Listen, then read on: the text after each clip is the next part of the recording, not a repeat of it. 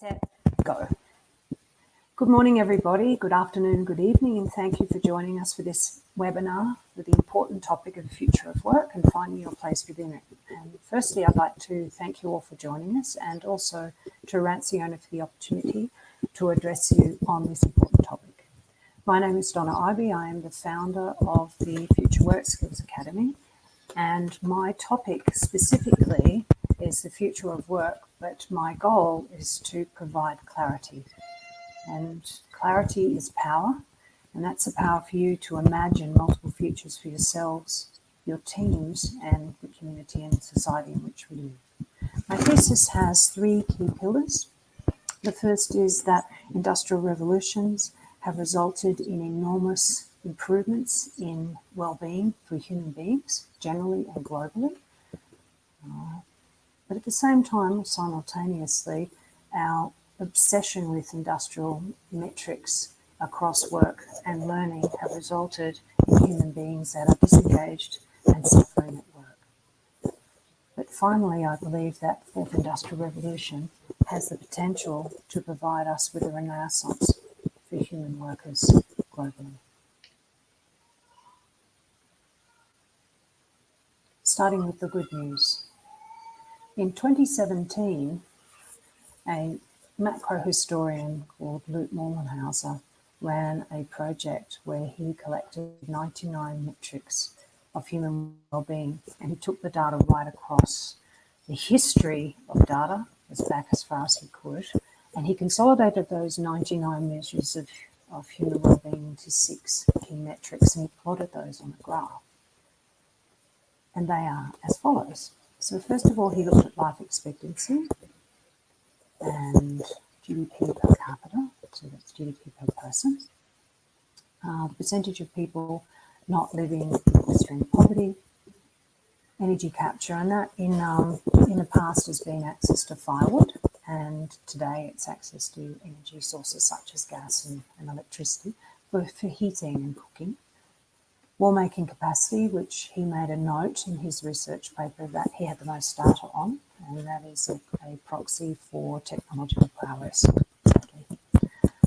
I think it's sadly, and percentage of people living in democracy. And he plotted that, as I said, over thousands of years, and this is what the graph looks like. Now, I think most of you will agree that's quite startling. So we have a look at the trends there. For thousands of years, human beings bumbled along in a very similar existence. Nothing much changed for us. And then in 1760, which also happens to be the year of the first industrial revolution, things went completely nuts. And that particular area of the graph at the end, that's where we all live. Now, I have done a little bit of taking creative license there by spiking it up a bit for drama. But ultimately, that's what his graph looks like. So for those people that feel like they are living in a really fast time in history, you are right, because you are living in a fast time in history. And I think some of the challenges that we're facing relate to that fast time in history. For example, how have our brains evolved in that very short period of time to manage this sort of speed of change? So that's the good news. But now, the not so good news, and that is that human beings are disengaged and suffering at work.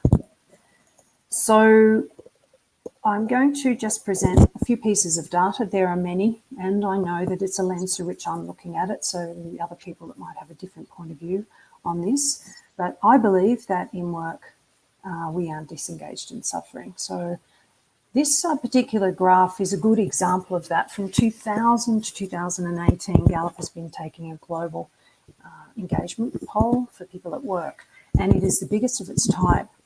I think the first thing, if we just have a quick glimpse at this, we can see that there's a trend line, 0 on the y-axis to 100, and we're looking pretty poor. That's because since 2000, nothing much has changed in particular in relation to engagement at work. And that is that about 20% of people are engaged at work. And engaged means fully engaged, and disengaged means partially disengaged or fully disengaged. So 1 in 5 people are actually at work, and the other 80% are not there. They may be there physically, but they're not there in any other way, so they're disengaged. So this is a significant challenge globally. It's if anything else, it's a productivity, it's a money challenge. So I've also got this very sad graph, and this is World Health Organization, a recent massive study that they did, which report that over 300 million people in the world are suffering depression. And we can see there since 2000, the trend line has been up on that. There's a number of factors that they look at in this particular survey, but of interest to today's conversation are two characteristics, and that is they risk factors associated with work are, one, an inability to control work product. So in other words, not being able to own the work that you do. That might mean because you're doing part of a job, or that might mean that somebody else has got control of the future of that job or the outcome of that job, and so you don't own it.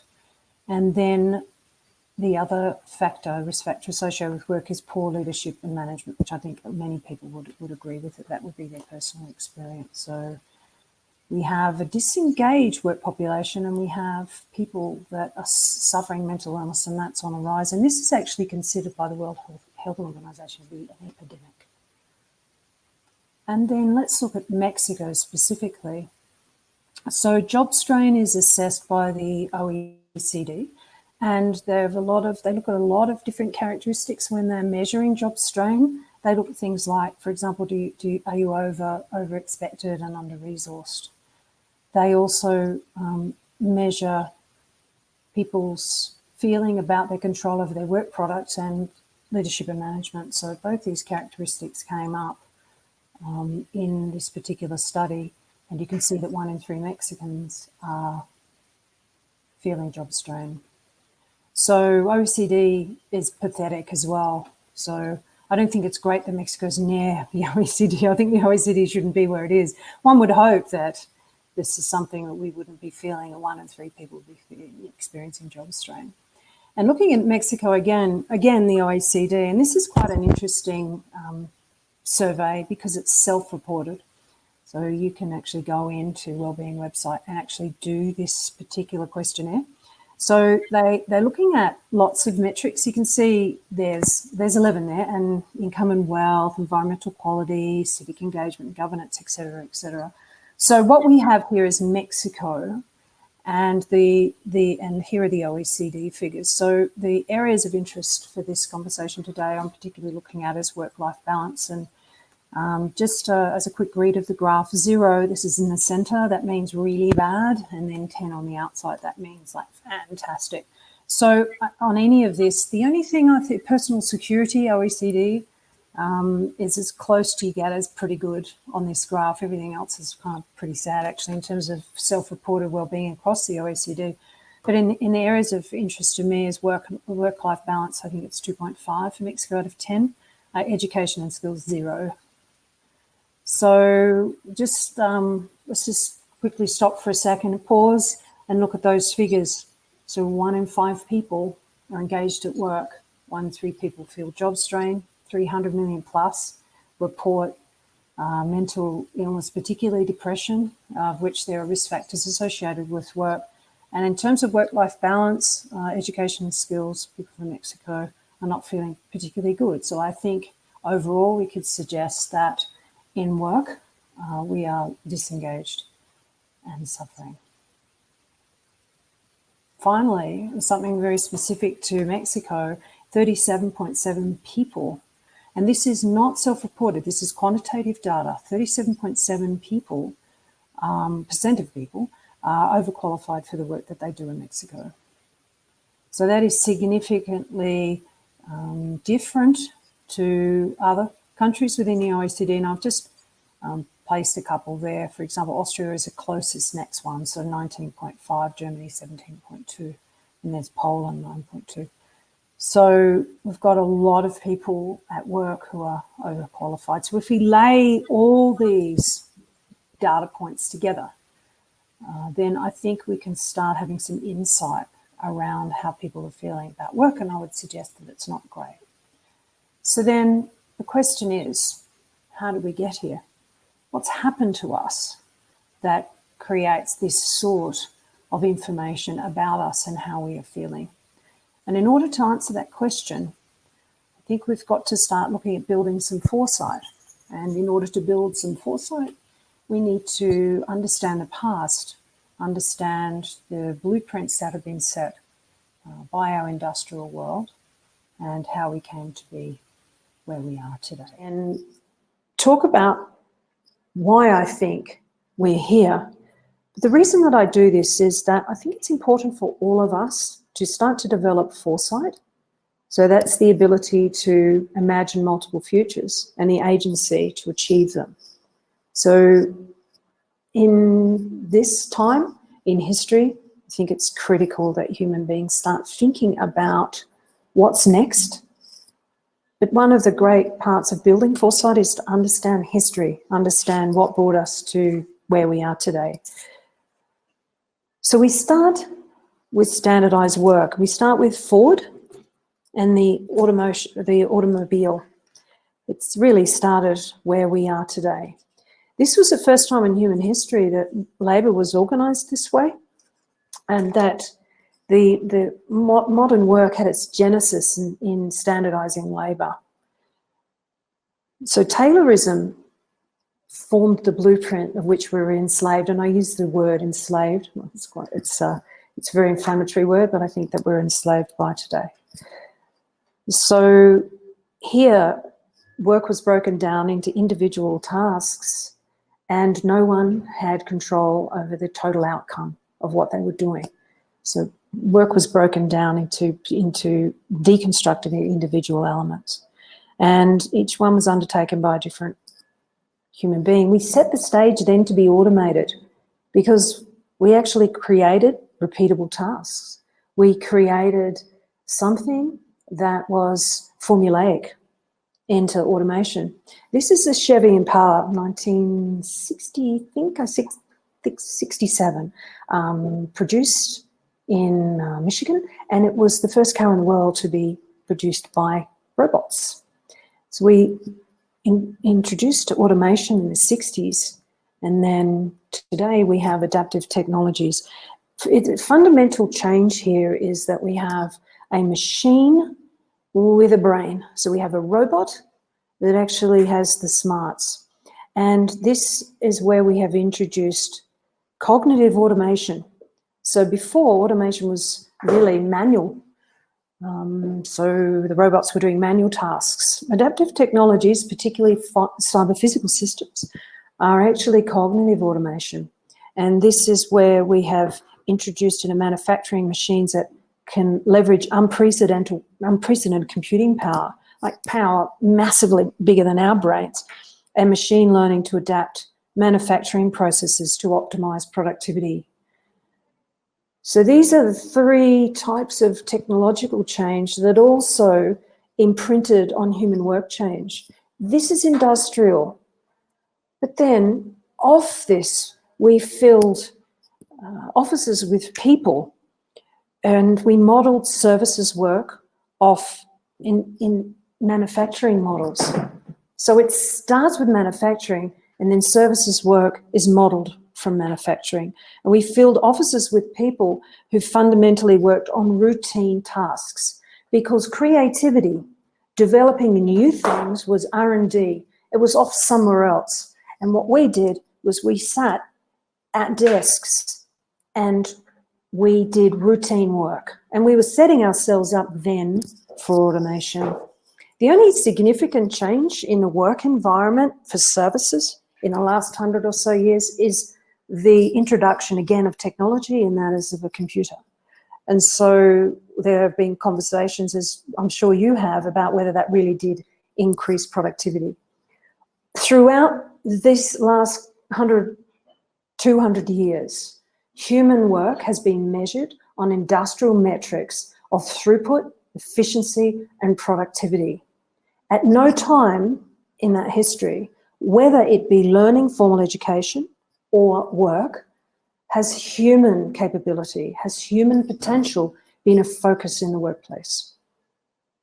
This is why I think we are where we are. And that is because people have never really been central to the conversation about work and the value that they bring beyond numbers. Perfect. This is so interesting for me, Donna, because I believe that in Mexico, I don't know what is your opinion, for example, in other countries, in your experience internationally, but a lot of companies here in Mexico still work in a Taylorism way. Yes. So if companies want to switch in which, for example, the demands of work is not so mechanized, and you have to rely more on creativity and the essence of the people that makes them human, in which people needs to have to apply their judgment, their criteria. So what are what would be the first steps that a company would take in order to break or to shake some of this structure, considering that the top management in many cases have this rigid way of thinking? So what would you do, or what would your recommendation to solve this or begin to solve this issue? They're fabulous questions, and I actually am going to answer those and address those a little later in the section on organisations. But I will touch on a couple of points here, Roger, and that is, in the first instance, I don't believe that at this time in history that I think we need to shed mental models from the 50s. And I think this has really been established in the 50s, entrenched in the 50s. But I think we've got to break those mental models because they don't belong now. However, okay, the mental model that I think is important in this part of the conversation is that it's no longer about the job owing you, and it's not about the employer owing you, and it's not about society owing you. I think that this time in history, it's up to human beings to be the representation of the change that they seek. So we could talk all day about rigid management, and we could talk all day about lack of agility, lack of flexibility, people that are myopic, who don't see the future or understand the changes, or are what's called a mathic, which is willful blindness to change. There's a lot of that, the post-truth world. We have to deal with that. What's the answer? The answer is in with you. You can only control yourself. So in my view, it comes from you. You need every day to make that change. It can be small, but as you progress throughout your careers, it's all a line, you see. So at the moment, the boomers are in charge, and as they go off the assembly line, there's a new group of people. So as that new group of people, you could be establishing your own status quo, or you could be keeping the existing one. That's your choice. The future is yours to make that choice. And my hope is that for generations coming, that the changes that need to be made to make work more human and more value-based and more related to fulfillment and purpose becomes just a normal conversation, not something we talk about as though we hoped it would happen. Okay, perfect. So, and I'll cover some of the how you start a little bit later in the presentation. Perfecto. Thank you, guys. Don't forget to make your questions in the chat, in the ask a question section that it's below the presentation. So go back to Donna. Thank you, Donna. Now here's the good news. I'm a very hopeful person, and I believe that the fourth industrial revolution has the potential to offer a human renaissance, so that humans become the most important thing at work. And we change those statistics. Here's why. Let's talk about you and the future of work, the individual layer of this conversation. I want to take you through a couple of really important graphs that speak to trends that represent something I think that's quite profound. What we see here is a graph from Cortez and fellow researchers, which was produced as part of a research paper in 2017. And what the researchers did is that they tracked the composition of the labour market work They tracked the composition of labour market work from 2001 to 2014. Okay. If you look straight away at that graph, you can see two significant trends. One is going up and one is going down. What's going up? Let's have a look at it. Non-routine manual and non-routine cognitive tasks that compose the jobs that are rising in the labour market. And I won't only say rising in representation of the number of jobs, but actually also with economists have indicated with higher median wages. And what's dropping away is routine manual and routine cognitive. That's the orange one and the green one. So the blues are rising and they're falling. And so this trend is a significant trend. This is US labour market data. The trend exists around the world. I haven't been able to get it for Mexico, but I've looked at a number of other countries and the trend is similar. What is this? This is a result of automation. You are looking at automation, and what automation is doing is removing routine tasks from the labour market, because people who do routine work are being replaced. What does that leave? People who are doing non-routine work. This is about human work. So there is more human work going on in the labour market today than there was in 2001. So let's just stop for a minute and talk about what's non-routine manual and non-routine cognitive. So non-routine manual is anything that a machine can't do yet that relates to dexterity. So that's something physical. For example, up until recently, a robot couldn't fold a towel or make a t-shirt. And I say up till recently. Obviously, technology continues to advance. And as a result of that, it changes as to what machines can do. I would suggest one day that a non-routine manual would be very few human beings doing that sort of work. Non-routine cognitive work is work that cannot be replicated, that's not rule-based. Examples are a good example, I think, is a security guard. So it doesn't have to be a high-paid job, and it doesn't specifically have to be a technical job. These jobs, as we'll go into the next slide, are actually at the high and the low end of the labour market. So non-routine cognitive, which is the work you want to be doing, is work that cannot be replicated by a machine because it's not rule-based. Or it's a series of tasks which are non-routine, routine, routine, non-routine. This is a sort of work that includes mental models, reflection, feedback loops, collaboration, problem solving. These roles are the roles that are growing in the labour market. And the rest are falling away. Why? Because machines are doing them now. So has anybody got any questions about this graph or the concept of the changing composition of the labour market? So guys, I just wanted to invite you to chat in the box. So if you have any questions, so basically I just have one comment that I would like you to ask, and it's from Melissa. She says that in her company it's people over profits. So we try to do our day-to-day like many times, but it is not accomplished, not over time. So basically, her comment is organizations relies on profits in order to make a profit, but this is not always accomplished. So how can you mix in which how do you mix the generally care of people and then to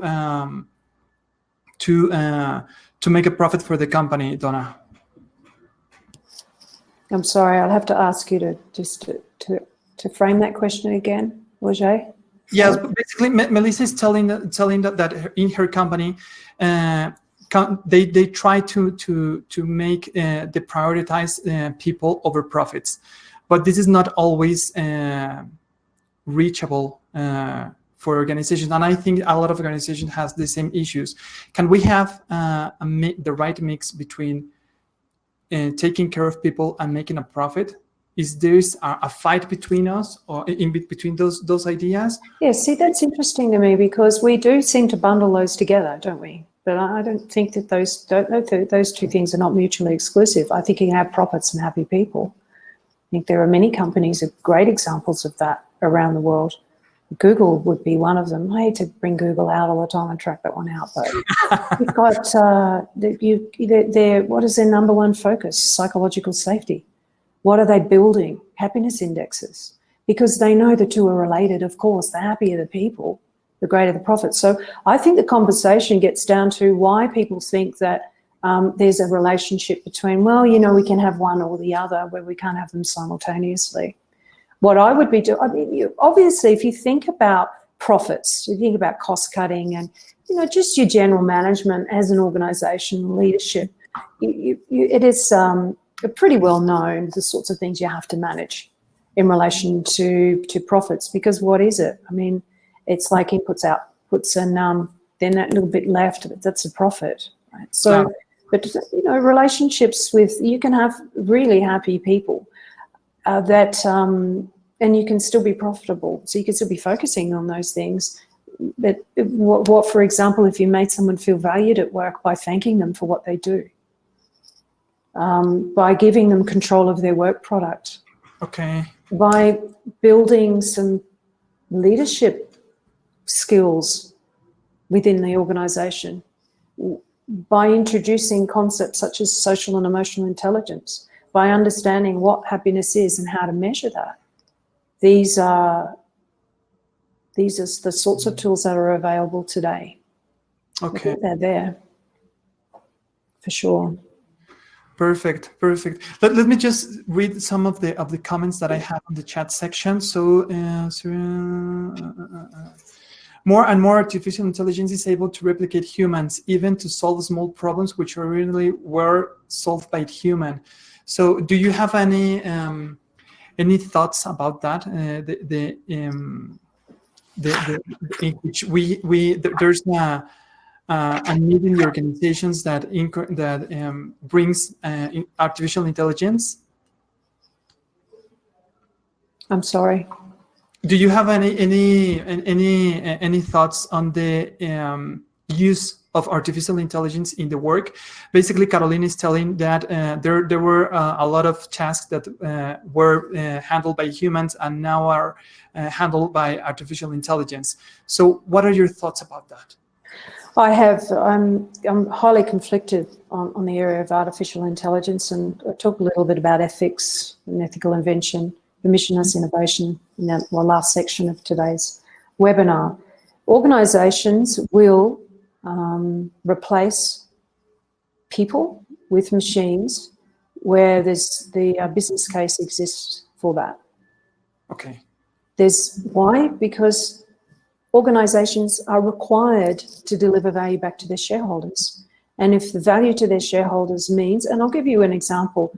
I was working on a project, and then I did a panel with this person who had an AI solution, went into an organisation and replaced 6 people who were going through the job of verifying that invoices were correct every month. Okay. So 20,000 invoices, 6 people. And what the people would do is just check the invoice. Does it have the right date on it? Does it have a company number? Does it have the right VAT number?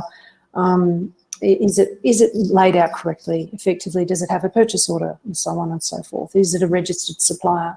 So they put in an artificial intelligence system that effectively the email, it came through email, it was scanned for that data, and then the email would send back to the person who sent it, said reject because it's missing this. It was all done by basically an algorithm. Those people lost their job. Those sorts of jobs, which was robotic process automation, is the biggest risk that globally I think we face in job loss. Was that the right decision? The organisation it was. The conversation, however, becomes, well, what happens to those people? So the OECD put a fantastic paper out at the end of last year and sadly indicated that if you are ripe for automation, you get nothing. You get no investment because basically they don't reskill you or move you or retrain you. You're basically gone. You're out of the organisation. So to be in control, I think you have to really be aware as a person what you're doing. You're doing routine work. You need to think about doing something else. Your job needs to contain non-routine cognitive elements to it.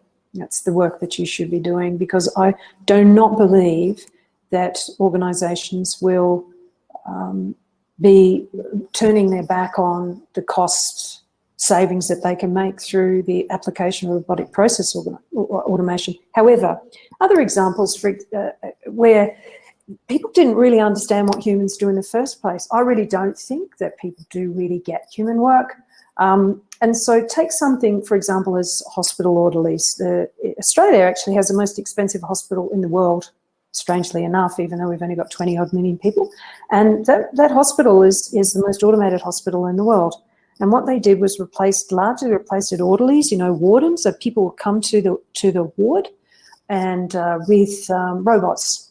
And they weren't like robots that you think, well, look at little arms and head and whatever. They're basically this kind of it looked like a skateboard, this little box, and they zoom around the place. So what do? They pick up supplies from pharmacy and they bring it up to the ward. They bring paperwork and move the test results around the hospital. So was that a good idea? Well, actually, the jury's out. Why?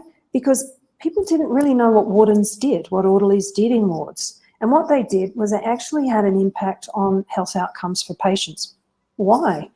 Because they connected with people. They'd walk in, they'd notice somebody they'd seen for a few days. They might go up to the nurse's station and say, so-and-so's not looking so good today. Or they'd notice that somebody was actually in terrible shape or crying or needing something that the nursing staff didn't recognise because they were overworked.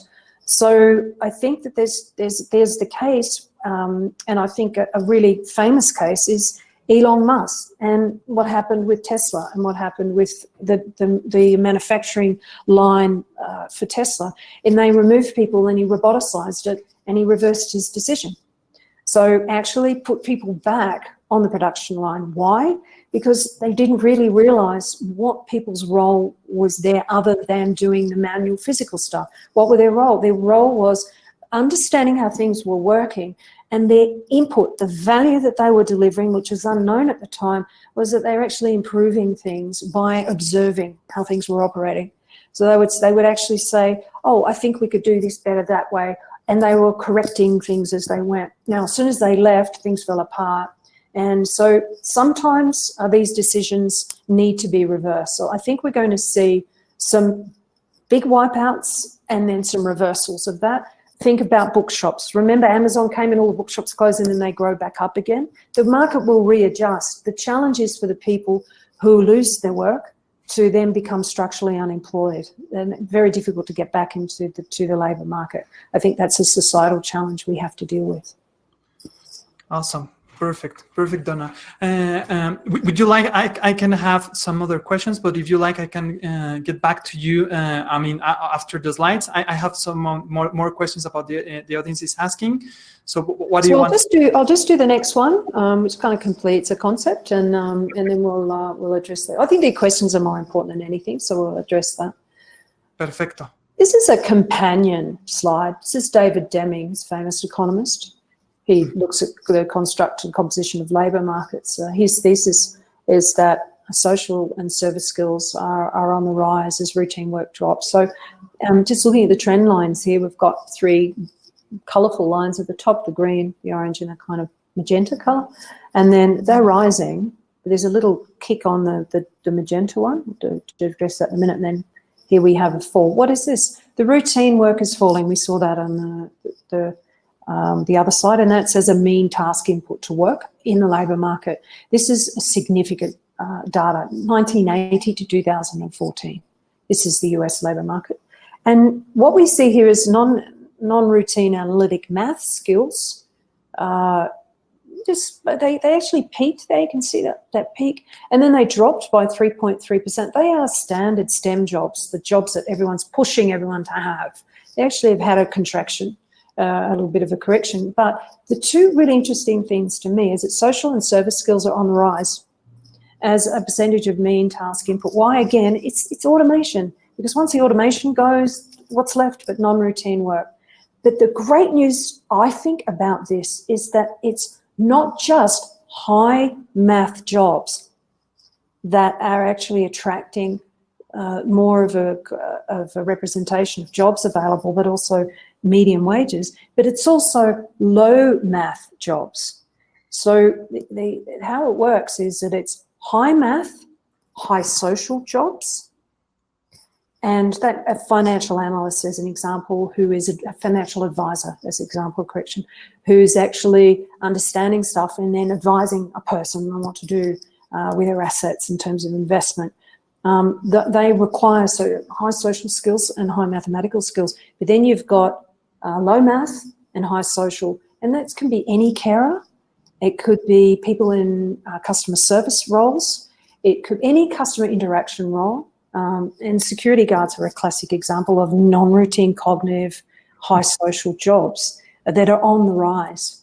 So two stories here that tell the same thing. Human skills are getting greater skills payoff for labour market representation and medium wages, and it's set to continue because automation is not going to stop.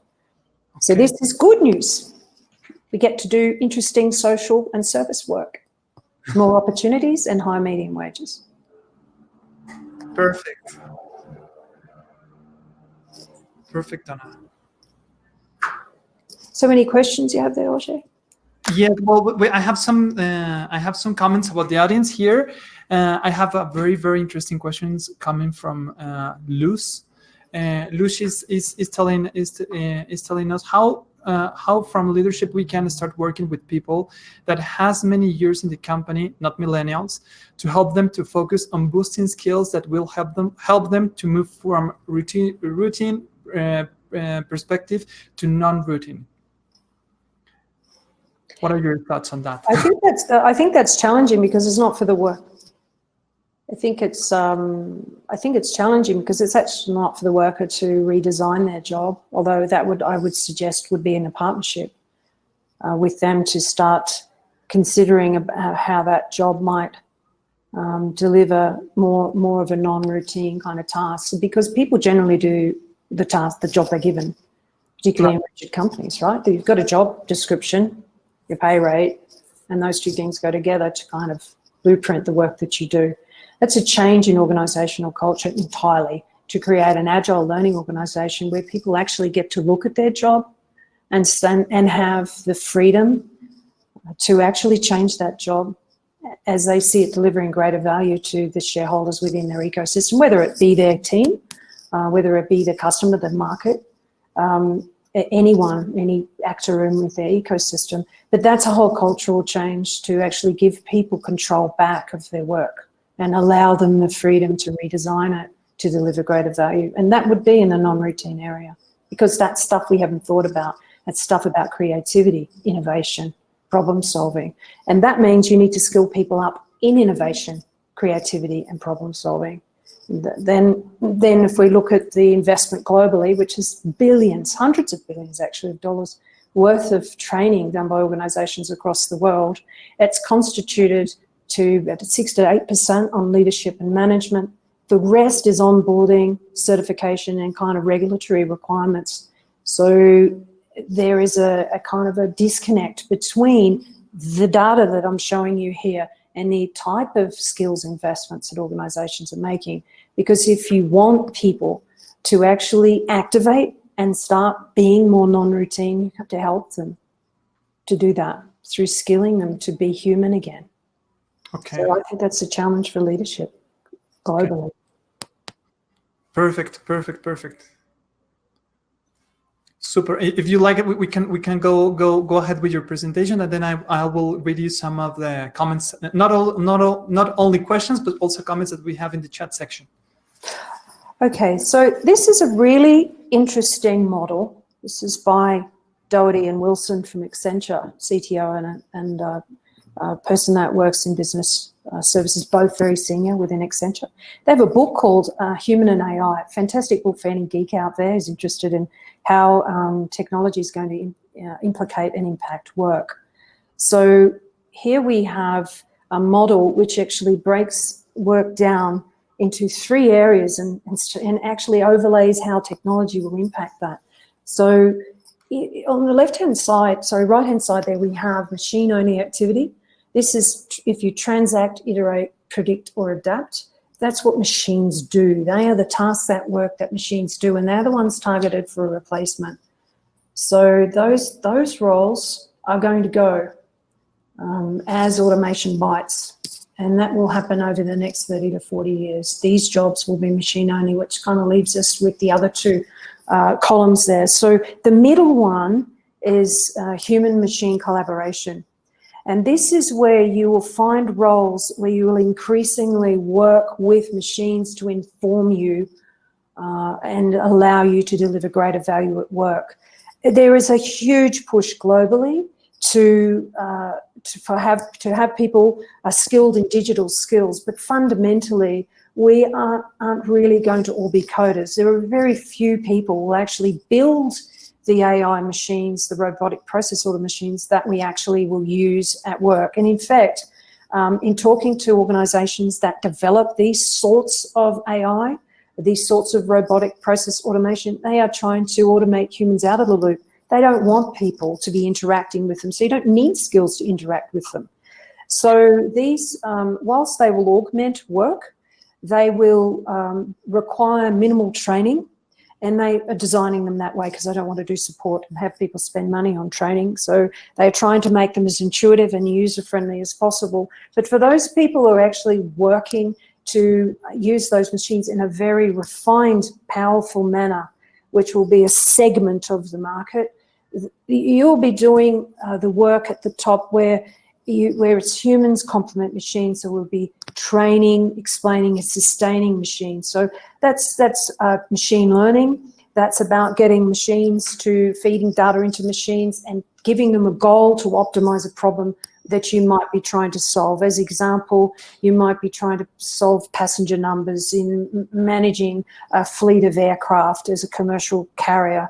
And so you may use machines where you actually provide it with a goal to say, I want this much capacity and this much margin. This takes actually quite a deal of skill, and there's a lot of training in being an analyst in that area, and those jobs will grow, but they will only be a certain segment of the market. The rest of us will effectively be interacting with the machine and amplifying the data that comes out of it. That is, there'll be a lot of reporting, and we'll look at that and we'll say, oh, well, it's telling us that we should basically get rid of this type of aircraft and put in a Dreamliner, for example, without us having to go through the process of having a 10-year degree to be able to input formulas to the machine to output. So we're more likely to have to learn how to analyze patterns that these machines throw up to us. And then the big skill, the big growth will be business analysts who then take the data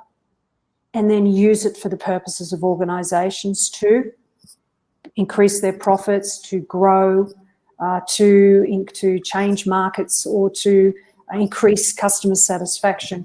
So there will be a major role for people that will take that data and say, this is this is our market, and this is what needs to happen. So in terms of roles, there are going to be some roles in there, but fundamentally the growth, as per the graph that I showed you, is here, and that is human-only activity. What do humans do that machines don't do and are not looking like doing in the near future? Lead. That's all that leadership management stuff. We empathize. And empathy is an incredibly important part of customer engagement, of engaging with the market and with each other, collaborating and achieving things as human beings. Empathy is key to being powerful in that area. Creating, making new things. See, machines don't make anything new. They don't. They do what we ask them to do, and that's it. And for those people who are looking for the singularity where machine will awaken and be able to think for itself, well, we'll see, but that's not looking too hot at the moment. It's happening in the next couple of 100 years at least. And then there's judgment, something that human beings apply all the time, every second. These are human-only activity. This is what's happening at a work level. This is what machines are going to do to the workplace that you guys are part of for the next 30, 40 years. So you're going to see lots of stuff coming up on the left. Okay, that's very, very, very interesting, and a very nice to show it way to show it, Donna. Thank you. Well, I must give this to Wilson and Doherty. This is an amazing book. It's really easy to understand. It cuts out probably a year of research for most people, so it's really worth it. It's I've got it here. I've got a, I don't know if you can. So this is the book here. I'm not their publicist, and I don't get like any numbers here for this, but I just think this is great. I've got a couple of books today, but this one I love it because I finally got how the tech was going to impact work, or at least in a way that I could understand it. So are there any questions or comments that I need to address? Roger, do we? Well, basically, it's most of them are people is enjoying the presentation. Very insightful information. Thanks for sharing. That says Luz. Pamela, I believe that the change is a must go from the beginning to the process of a person in a company, from recruitment and onboarding. We should look for potential skills and experience doing the same. Jesus, you're right, Pamela. Basically, exhibition. Marco Aurelio, dear Donna, your exhibition is very interesting. Oh, thank you very much. I love this stuff. I could do this all day. We'll probably be here till 10 o'clock tonight, but no, I love it. I love it. I love sharing it because it's a great interest to me. Now, just down the bottom of the screen there, you'll see my LinkedIn, my LinkedIn name. So please feel free to connect with me and follow me on LinkedIn. Actually, I don't know if following is good because I think when you connect, you kind of get better feeds. But I have also a universe of future of work thinkers, technologists, sociologists, philosophers, etc., all dealing with this particular topic. And if you're interested in it, please feel free to connect. I'll accept your connection. And then sometimes I share documents and papers, whatever. So I'm glad you're enjoying it. I love it myself. Let's just summarize this. So put simply, being human at work is going to become more highly valuable. It won't change. That will. So you are going to be, by necessity of automation, it's kind of last man standing business. There will be, look, I'm not saying there'll be fewer people. Actually, I think it'll right itself. There will be a transition period that's not going to be particularly good, that we need to manage as a society. But once that levels out, there's going to be a lot of really much better, interesting work to do. And I would hope to see the risk factors associated with work not so strongly correlated with the mental health epidemic we have globally. And I'd also like to see the engagement numbers with Gallup go up for the first time in history. That would be really nice to see. Again, I think we all want the same thing. We want to be happy and fulfilled at work. Let's just talk a little bit about organisation and the future of work to address some of the questions that you have there. But I'm particularly interested in the conversation around what people who are hiring are looking for. So this is the PwC CEO survey. This is 2017 as an update for, there's an update for 2018, but it didn't change much, so I didn't have it redone. So on this axis here, on the y-axis, we have percentage agreeing that this skill is very important, and the percentage at the bottom on the x-axis is the percentage agreeing that the skill is difficult to find. So what we see, interestingly to me, it's the orange down the bottom. I don't know how to point to this, but see that STEM skills. So it's kind of down the bottom, and in that they don't think it's very important as CEOs. This is a huge survey for those people interested. You can actually see pwc.com of future workforce. Look that up. This is a great survey, and see, this is a significant survey. So what do we have in the top right-hand corner? There's our area of interest. Today's skill battleground, what people are finding hard to find, and it's very important to them: leadership, problem solving, adaptability, creativity and innovation. There you go again. Another lens through which to look at this, and this is from a hiring perspective. Again, being human in an organisation is very important to organisations. Sorry, I'm just getting my notes on something particular that I wanted to address with you. Roger Woods, is there any questions or comments while I'm just looking for something? Yeah, well, I have a common two of them, and one is from Jesus. Please, how important is to have this chance to hear the opinion of experts? Thank you, Donna. Thank you very much, Jesus, for your comment. I'm still. Carolina, I have a very interesting comment here. I'm going to say to you, Carolina, I think we're still hiring with a mix between on experience, knowledge plus leadership skills, although the last one start to prevail. And I think it is mostly the knowledge simplify life of leaders in the onboarding. Let me just read it again. So I think.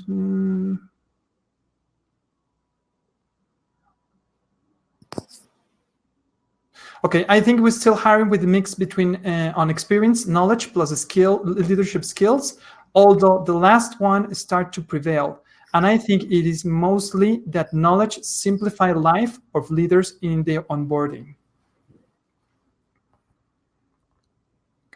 Jesus, thank you very much for your comment. Congratulations, Arancione team, for the quality level of this conference. Thank you very much, Jesus. So, sorry about the tiny writing here. I don't know why that's so small. I'll have to fix it. But it says, well, you can see the Spanish, but for the English, it says uniquely human skills only flourish in agile learning organizations. So here's the interesting thing. You can actually foster these skills within yourself, but then you go into an organization that doesn't foster those skills and they die. So saying, oh, you be socially intelligent doesn't last very long in an organization that's not socially intelligent. So we've got two jobs to do here. We as individuals need to work on our unique human capabilities. We need to be focused on the value that we add. We need to go from extracting value to delivering value to our organizations. At the same time, organizations need to create the kind of contexts and cultures that allow uniquely human skills to flourish. We don't have the data about depression and disengagement for nothing. It's the organizations in which people work that create those conditions in which people suffer. So the organizations have to change. Now, to what? Well, there's through a number of papers and through bringing together some particular research points. That's a kind of a literature review that fundamentally rolls on. It's cumulative, and some of the researchers go back to 98. Burleson, Bennett, and O'Brien, Coopy, Beresford, Byers, and Covey, the people know Stephen Covey. All these researchers together were taken by a group that was a research headed by Riddell and came up with these characteristics of an agile learning culture. And I'd like to present those to you now because I think they were a great framework to follow. Are you any of these things? Okay. So going back to the questions that were asked, so how do you create this? How do you, for example, change somebody's role and free them to be more non-routine? Well, this seems to me to be a good place to start. So, and I'm going to read a little bit of this because I want to be very specific about their language. It's not my language. So, leadership. These organisations have 5 characteristics. First is leadership.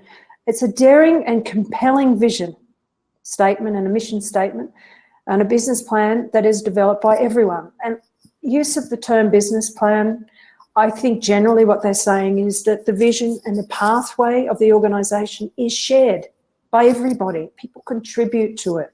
They're allowed to. They have permission to. This changes the relationship immediately from somebody who's being directed around a structure to somebody who is free to participate in imagining a future for an organisation that of which they have a part in designing. So the leadership is open, the vision and the plan is shared. What they call perception, and that is that the organisation shows a positive attitude to risk-taking. Individuals and teams see mistakes as learning opportunities.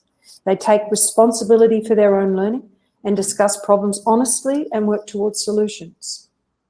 I can remember working in an organisation which I won't actually name here, but it's pretty big, and we were doing transformation work, and I was really kind of frustrated with the fact that nothing was changing. It was a really big project, but everything stayed the same.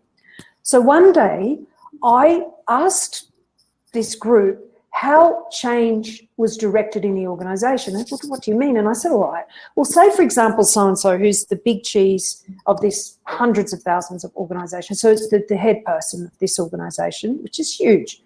And I said, well, what if this person said, well, tomorrow everyone wears blue hats? How does that happen? And they said, oh, well, they'd send an email and say, well, and I'd say, oh, so you all get an email and then what happens? And they said, oh, well, we don't read it. I said, well, why not? And they said, well, inbox is too full and we get those sorts of emails all the time. And I said, so what do you do? And they said, well, we ignore it. And I said, well, oh. And then I thought, wow, okay, now I'm starting to get a little bit of an understanding of what the problem is.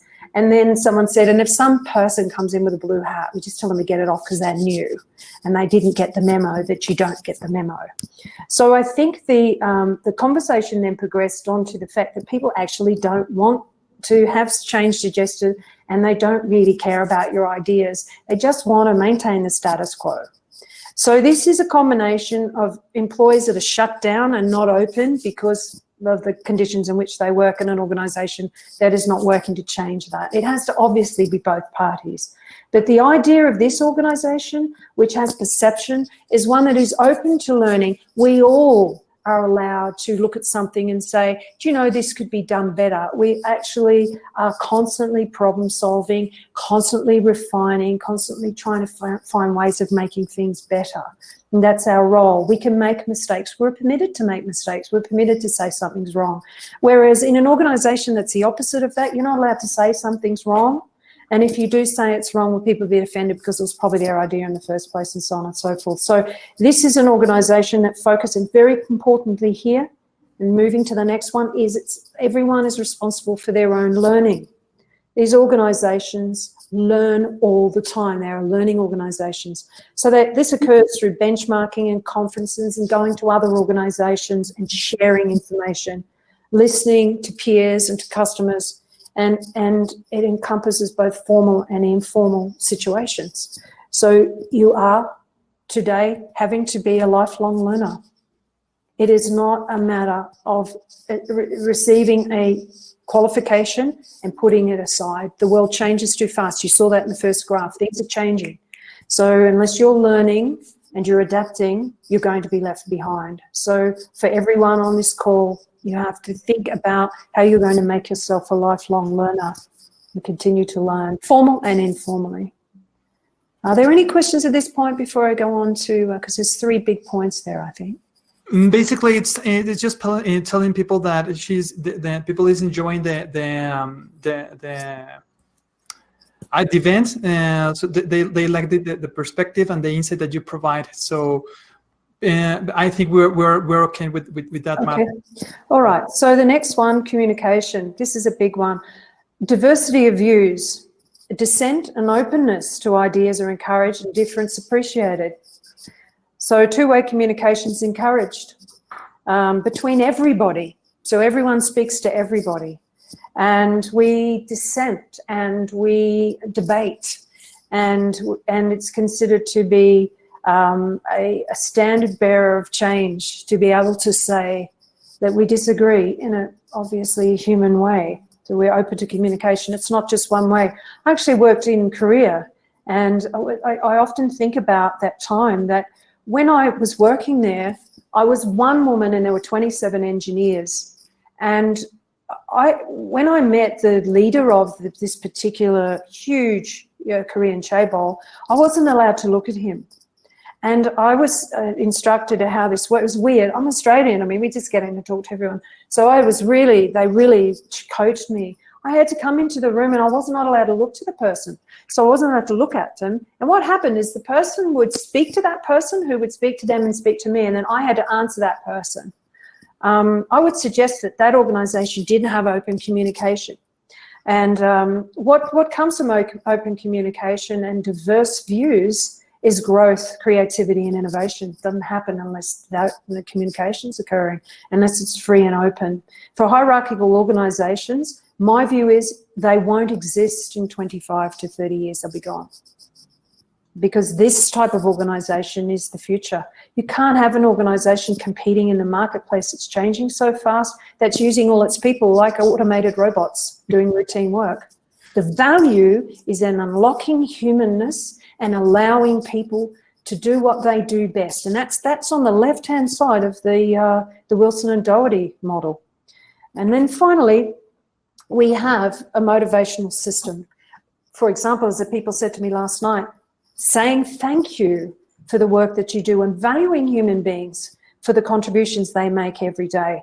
But there are other characteristics to this which go to global citizenship and the idea of human values. The culture is based on a value system, whatever your value system is. Honesty, responsibility, and integrity are valued. A reward and recognition system supports and encourages individuals and organisational learning.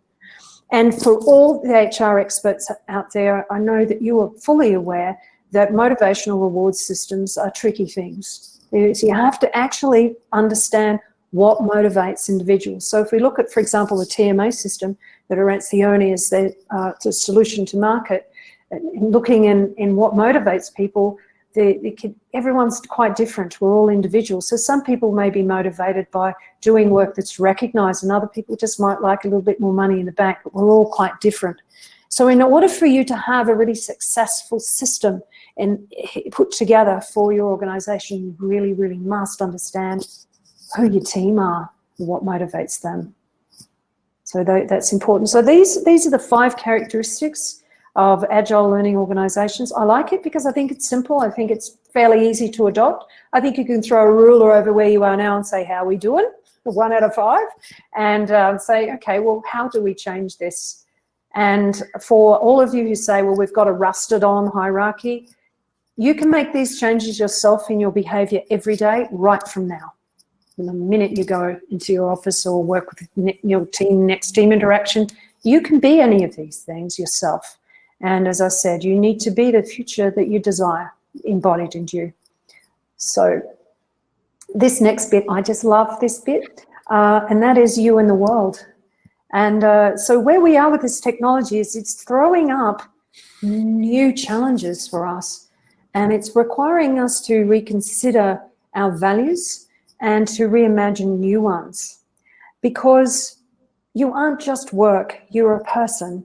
And I think the lines are blurring between work and life outside of work, hopefully blurring in a good way so that we can actually have what has been the great desire of work-life balance, to be out there, living our one life, being purposeful, delivering great value to work, but also delivering value as a human being. And we are fundamentally being challenged, and particularly a number of people in your centennial and millennials are really going to be facing some significant questions about your role in permitting technology to advance in certain ways. So I thought I'd just touch on a couple of areas that really, really interest me. And then hopefully the audience can jump in there on this particularly hot topics. First, I'd like to talk about present futures and futures present. So I've just got a little note here somewhere.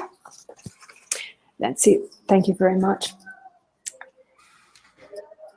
It's really kind of hard for everyone, and I do this as a day, literally 24 hours a day, and I've been doing this for a number of years now, is to kind of work out the difference between the truth and not the truth, because there's a lot of hype around technology. Think about this. The fourth industrial revolution, also known but differently to 4.0, Industry 4.0, is actually the first industrial revolution that was named before it happened.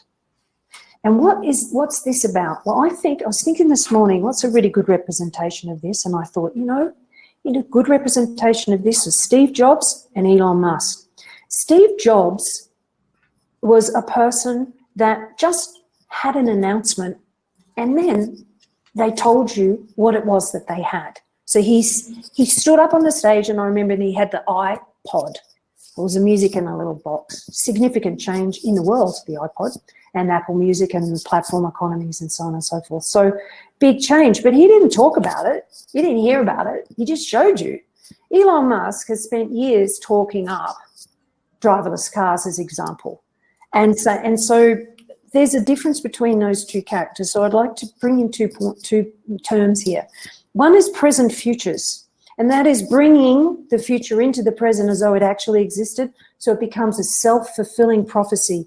And this is done by people who have a vested interest in the future that they are telling you is going to happen. Claro. Technical companies. The hype becomes the reality. And so it's really important for you, if you are particularly going to be impacted by technology, to be really looking carefully at what's being said to you. And then there's the futures present, and that is actually presenting futures that may occur or may not occur. And so most futurists are futures present. They're talking about what potential that is out there. And then people who have a vested interest are present futures. So the people that actually produce the reports that say automation is going to crush the workforce are also the very people that advise organisations in digital transformation. That actually implement robotic process automation that replaces all the people. So the hype, you need to separate from the reality. I'll give you an example, self-driving cars. You know, Elon Musk said that he was going to have like 100,000 self-driving cars on the road in 2020. Well, it's 2019. I think we're more than halfway through, and not a chance. There are 5 levels to self-driving cars. Level 5 is self-driving, completely autonomous, no human required. There's a significant number of challenges and hurdles, regulatory hurdles, human hurdles, adoption hurdles. So in terms of the rollout or speed of diffusion of these technologies, those things have to be considered. Just as an example, you've got people that want to hack cars, so you've got self-driving vehicles that have been hacked, and they take away the vision, and so the car doesn't see, for example, people crossing a zebra crossing. So there's consideration around cyber attacks that have not been anywhere near addressed. Then there's the issue around the sensors that are required and the massive infrastructure that's required and the processing power that's required for those vehicles to be fully autonomous. So there's a lot of challenges to that being, to the speed of diffusion of those technologies. You have to think about that. So I just want to address 2 concepts here because we've got to wrap up. We've got a couple of, and I'd like to have some questions before we do. So the 2 that I want to look at are permissionless innovation and ethical invention. So if permissionless innovation is innovation done without permission, and the reason that actually Silicon Valley took off was because there wasn't a lot of regulation around what was doing. It just happened. It was just released. And so there's a real push by technologists to have permissionless innovation continue. And of course, the challenges around that are that there's technologies that are out there that actually have potentially harm to humans. Genetic modified crops is a good example of something that could harm humanity. And so we need to start thinking about how we're going to manage technology by not entirely squashing it, but not allowing it to actually dictate our lives. One of the big challenges that we'll face is that artificial intelligence is based on coding and learning, and they have built into it human bias. There's some fantastic examples of bias shown to people of colour in sentencing software that's used by judges across the United States. So bias, if you are an African-American male between 28 and 45, you're likely to get a significant higher sentence than a white person of exactly the same age. So that there are biases written into this. So these are some challenges that you are going to be facing, and that's something that you need to collectively think about, because the decision has got to be yours as to how that is managed. You can't squash it, but at the same time you can't let it completely take away human will and suppress people that are already institutionally suppressed as it is, without having software that's going to make that happen forever and with no change. So, future of work is human, and in our last few minutes, I'd like to invite any other questions or conversation that people would like to have before we shut down for the day. Well, thank you very much, Donna, for sharing this valuable information. So I have I have one question that a person emailed me during where you were explaining these things is, in your point of view, what percentage of organization is aware that and are truly working working on humans' talents and value the person in the way it should be? What percentage of organizations do you think are working on that way? If we divide them between new organisations and existing organisations, I think more new organisations, the startups that are emerging into the market as mature, are more focused on this. And I would say of the existing organisations, probably, and I'm just pulling it out, I'd say it's 10 to 20%. Okay. So we have a long run in order to. We certainly do. Evangelize. I mean, all the remaining percentage. Absolutely, but I think that the market will take care of that. Okay. Market conditions, those companies won't last. Perfect. Because you see, talent. Just look at the talent battlefield. It's going to be changing, and that is that organisations are going to have a talent shortage and massive requirement to create a new working environment, because people won't go. The talent will go where human is the most important part. And so if organisations don't change that, then they are not going to succeed. They will fail, in my opinion. Perfect. I have one more question. This one is coming from Pamela. What would you suggest for Mexico with the numbers that you showed previously to begin with this 4 Industrial Revolution? Yeah, so I've got a whole lot of stuff on the Mexican market. I'm doing a number of presentations here, so I'll just quickly say, if I were Mexico, I'd do 2 things. I would absolutely stack the money into education, poorest performing on the OECD. I think that the relationship with your northern neighbour has challenged you to actually keep the delivery at a certain level, because you had a huge market.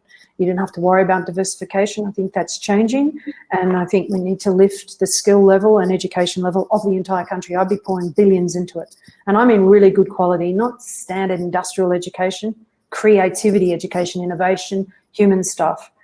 Secondly, tourism is a huge export for you that's only going to grow. And I'm not just talking about destination. I'm talking about being a hub for tourism, for technology, education, to make the entire country a tourism best practice hub on every vertical, on every level. That's what I would do if I were Mexico. Okay, perfect. And I have one question. This one is coming from Madison. It's, what is the most agile learning organization you have ever come across? Google, I'm sorry. Okay. But not Facebook, interestingly, but Google, yes. Okay. Amazing, really amazing. Okay, perfect. Okay, thank you very much. Is there any method you recommend for these people to focus or tool? A couple of books. Being a Generalist. This is for humans. This is for individuals. This is a great book. For people that are interested in permissionless innovation and ethical inventions, fabulous book, The Ethics of Innovation. And just this final one, my favorite book, the Bible. Everyone should be reading this. Don't worry how fat it is. It's got it's hundreds of pages of citations at the back. This is the age of surveillance capitalism. It's everything you need to know about the 4th Industrial Revolution and what you need to do to protect yourself, your organisations and your families to becoming slaves and losing your free will. Fabulous read. It's really enjoyable, actually. It's a fantastic book. So I think Zsuzsanna Zuboff should be getting some sort of Nobel Prize for that one. That was it. And you can follow me on LinkedIn, and I share stuff all the time. Perfect. Do you have any tools? Are there any easy to use in that matter? Future work, provide any guidance in that part? No, not. They're emerging.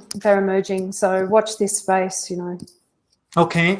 Well, thank you, Pamela. I would like you to answer these questions. Well, basically, we have a method that is called the TMA method. So basically, it is a software and also a method in which you can go back to tap the talent of everyone in your organization and help them to flourish across your organization. Basically, on three major things. One is the what does it take to be successful in the position, the talents of the individual that you can develop, and what you see. So this is a very complete talent management solution. So if you want to get to know more about this talent management solution, there's in the call to action, I'm going to post the link. If you want to